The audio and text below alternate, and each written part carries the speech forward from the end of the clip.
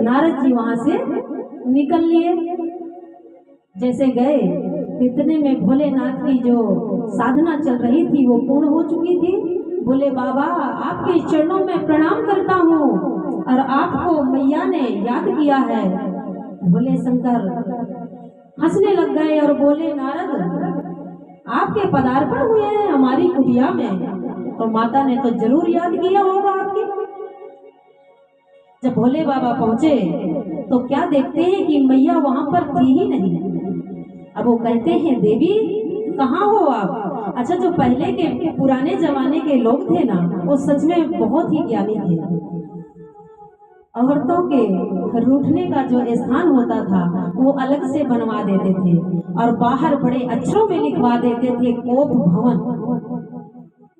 तो जब घर की माताएं नाराज होती थी तो उस कक्ष में चली जाती और जब उनके पति देव आते तो बड़े मनुहार से घंटा 2 घंटा 4 घंटा में मना करके और उनको बाहर लिवा करके लाते।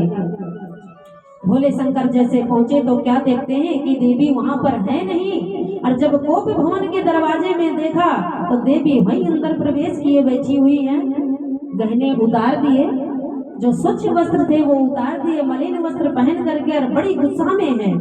उन्होंने कहा देवी क्या बात है आप नाराज क्यों हैं। बोले मैं आपसे कोई बात करना ही नहीं चाहती। बोले देवी इसका कारण तो बताएंगी। बोले क्या कारण बताऊं, वैसे तो कितना बनावटी प्रेम करते हैं आप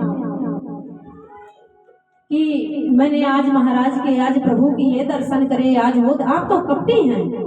भोले शंकर ने कहा कि मैं कपटी हूँ। बोले हाँ। बोले आपने आज तक ये क्यों नहीं बताया कि ये मुंडों की माला जो आप लिपटा करके गले से रखते हैं तो ये किसकी है। बोले देवी यही मेरे प्रेम का प्रतीक है, इसमें किसी और के मुंड नहीं लगे हुए हैं, इसमें आपके ही मुंड हैं। तो पता माता ने क्या जवाब दिया। बोले फिर तो आप महाकपटी हैं। बोले वो क्यों। बोले मैं इतनी बार मर चुकी और जन्म ले चुकी और आप एको बार मरे ही नहीं। ऐसी कौन सी बूटी पी है, ऐसी कौन सी औषधि खाई है आपने कि आप कभी मरते नहीं, और जब मरते नहीं तो जन्म लेते नहीं, और मुझे देखो कितनी बार मरना पड़ा। बोले देवी मैंने अमृत रूपी कथा का रसपान किया है, उसका रसपान जो कोई करता है वो अमर हो जाता है। मैंने अमर कथा सुनी है इसलिए मैं कभी नहीं मरता।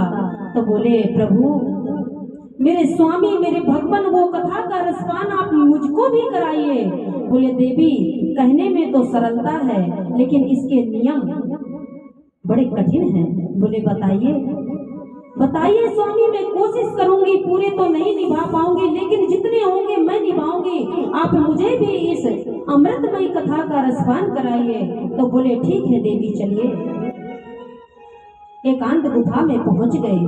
बोले सुनो देवी जब तक कथा होगी मैं ना उठूंगा और ना मैं बोलूंगा ना तो मैं अपनी आंखें खोलूंगा, और आप कथा सुन रही हैं कि नहीं सुन रही हैं इसका प्रमाण आप कैसे देंगी।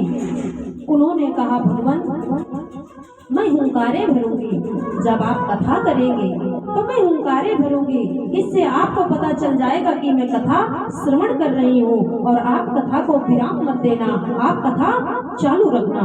बोले ठीक है देवी आप वहाँ से उठना नहीं बोलना नहीं। बोले मैं सारे जो नियम हैं आपके मैं निभाऊंगी।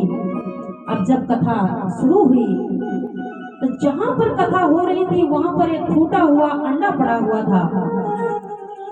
जब फूटा हुआ अंडा पड़ा था भोलेनाथ ने माता रानी ने कोई ध्यान नहीं दिया, अपना कथा में मगन है। जब पहले दिन की कथा हुई वो अंडा जुड़ गया और जब दूसरे दिन की कथा हुई उसमें जीव का प्रादुर्भाव हो गया और तीसरे दिन की कथा में उसमें से एक सुख का बच्चा निकल आया। अब 5 दिन से कथा लगातार चल रही है। महारानी थक गई।